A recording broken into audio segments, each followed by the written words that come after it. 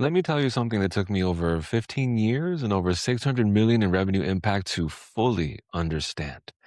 The reason that most expert businesses like management consultants, boutique agency founders, and fractional executives, the reason that most of them never break past $100,000 a year in revenue has nothing to do with how talented they are. I've met brilliant people, genuinely world class experts, people who spent decades mastering their craft in boardrooms, in operating rooms, and in strategy sessions where the stakes were millions of dollars. And now they're sitting on their laptops at 11 p.m. on a Sunday, drafting yet another custom proposal from scratch, exhausted, wondering why building a consulting business feels like being trapped in a prison of their own making. They're out here charging 150 an hour, working 60-hour weeks, hustling for every client like it's their first year in business.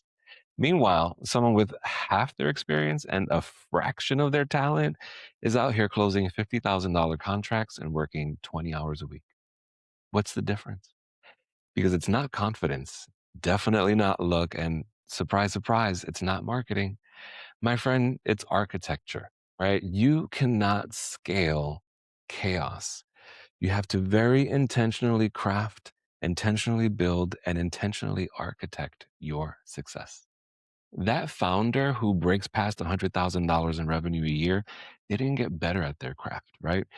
They just got better at packaging it. And I know what that feels like because I had to unlearn the exact same lies of hustle culture to buy back my own time.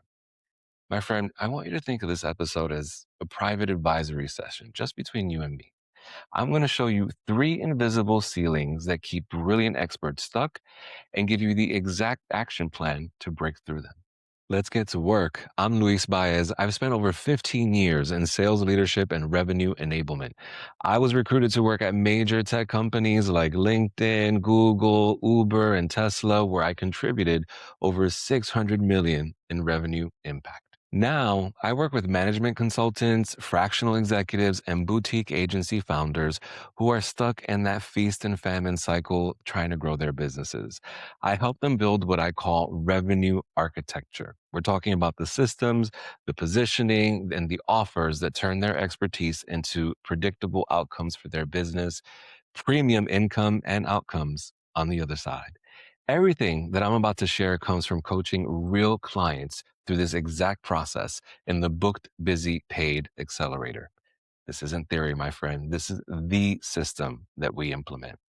If you and I were sitting on a Zoom call right now looking at your business model and you were stuck under $100,000 in revenue a year, here's exactly what I'd look for. It always comes down to one of three invisible ceilings. Ceiling number one is that you're guessing at demand. You built your offer based on what you think the market wants. You sat down one day, you opened a Google Doc, took some notes, and wrote down a list of services that you could provide that you feel comfortable with. Maybe ran it through a GPT or something, and maybe looked at what a competitor was charging and priced yourself a little lower just to be safe. But you never actually researched what buyers are actively searching for and paying for right now. So you're selling something that nobody asked for at a price anchored in insecurity instead of data. And that's not a marketing problem, my friend. That's a foundational problem.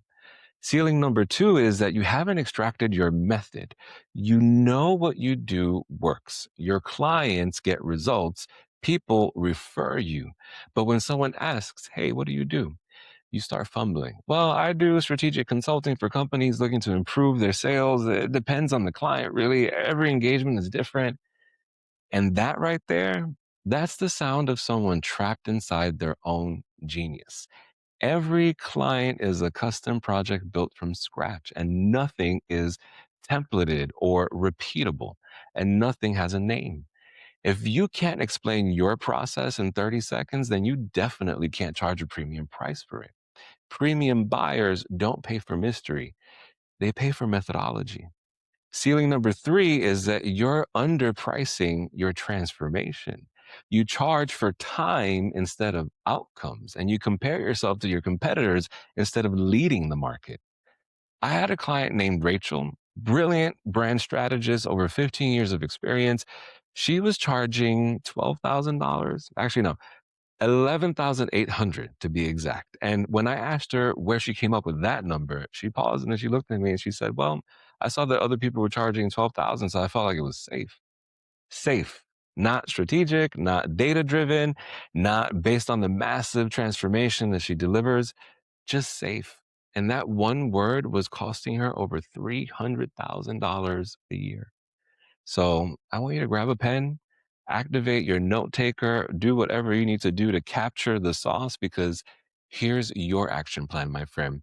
I'm going to show you how we fix all these things for Rachel and then how you can do the same thing to protect your energy and scale your revenues. And it starts with the Revenue Recode Method. The Revenue Recode Method has three parts. Part one replaces guessing with data. I call it the demand signal analysis. A demand signal is proof that buyers are actively searching for and paying for a specific transformation. Most founders skip this step entirely, and then they build offers in a vacuum, and then they launch to crickets. So here's your homework for this week. You're going to research and you're going to run 4 deep research prompts using AI. I recommend Gemini or Claude for this. Use whatever's your favorite. Use 2 or 3 tools if you want to run them across different models and validate some patterns. But prompt 1 is all about your offer strategy. And I want you to ask your assistant, what's the best services, pricing structure, and positioning that I can offer for my ideal clients? You describe your target audience and your primary transformation for your assistant. And this is going to reveal the range of offers that your market is actively buying. Prompt number 2 is all about the competitive analysis. And I want you to ask, give me examples of how similar businesses design, package, and price their offers. Include notes on differentiation and gaps that I can leverage. And this analysis is going to show you the white space of opportunities. Prompt 3 is buyer psychology. Who are my ideal buyers? What are their goals, challenges, motivations, decision making psychology? The answer to this is going to give you the exact emotional drivers behind the purchase decisions. And prompt number 4 is about their value tools. What resources could I create to attract my ideal buyers?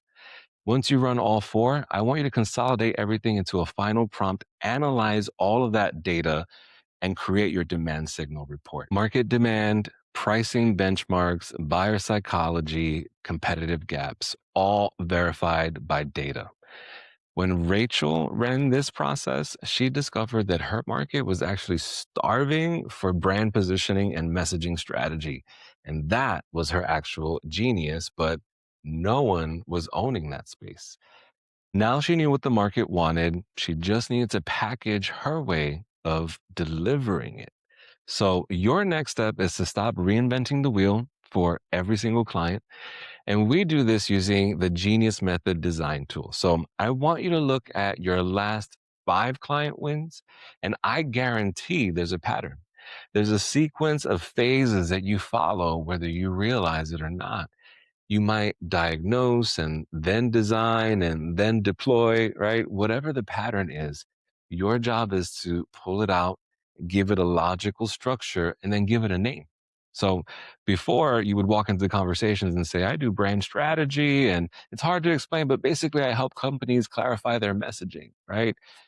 After going through the Genius Method extraction, you go, I use the brand clarity method. It's a 3-phase framework that takes companies from confused positioning to crystal clear brand architecture. Your method is your intellectual property. It's what makes you rentable, not ownable. You extract your method so that when a client signs, your delivery engine starts to take over that logical and methodical process, right? And then your Fridays remain completely and unapologetically yours. Rachel extracted her genius in about a week. And the moment that she started describing her method instead of her services, her prospects stopped asking, oh, what do you do? And then they started asking, okay, so how does your method work? Now you have market data and a named method. It's time to design your offers and your packages. And I want you to stop listing activities like discovery calls and strategy development and revision rounds, right? Those are all task lists. Premium buyers care about the overall transformation. So instead, you're going to architect levels of access to your transformation. And this is what I call the value altitude framework. Think of it like air travel. Coach, business, and first class all get you to the same destination, and the difference is in the experience. So you'll build all three tiers. Tier one, I call sustain. This is the essential transformation at the foundational price. Tier two, I call standard, and that's the full transformation with your support. And this becomes your anchor price. At tier three, I call it soar, and that's the premium experience with speed, exclusivity, ongoing partnership, just the full white glove service. When Rachel redesigned her offers using this exact model, the game changed. Tier 1 came in at 15,000, tier 2 at 35, and tier 3 at 65. And when she presented all three tiers, most clients chose tier 2, the middle one, because when you give people a thoughtful range anchored to real value that they can compare, they're going to default to the one that feels like the right fit. And 1 year later, Rachel closed just a little over $423,000 in revenue. Her average project went from that 11,800 to 35,000. Same Rachel, same expertise, just a completely different architecture. Because here's the bottom line, my friend. You don't have a revenue problem. What you have ultimately is an architecture problem, and architecture can always be rebuilt. Those experts who break past $100,000 aren't the ones that hustle harder. They're the ones who stop guessing and start engineering. Confidence isn't loud, it's precise. When all three of these things click, your sales conversions get easier because you're explaining your value and not defending your price. Your revenue becomes predictable. And more importantly, you stop missing family dinners and weekends with friends because you're tied to your laptop. When was the last time that you sat down and really actively researched what the market wants? And can you articulate your method in three, four, five phases? I want you to really sit with that because the gap between where you are and where you want to be isn't about working harder. It's about building smarter. And if you want my eyes on your architecture, then we need to have an alignment call. It's just a conversation, not a pitch, just you and me looking at where you are, what's holding you back, and whether the booked, busy, paid accelerator makes sense for you. Go to bookedbusypaid.com and book a time directly on my calendar.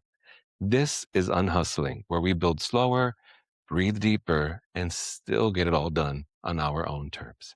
I'm Luis Baez, and I'm in your corner.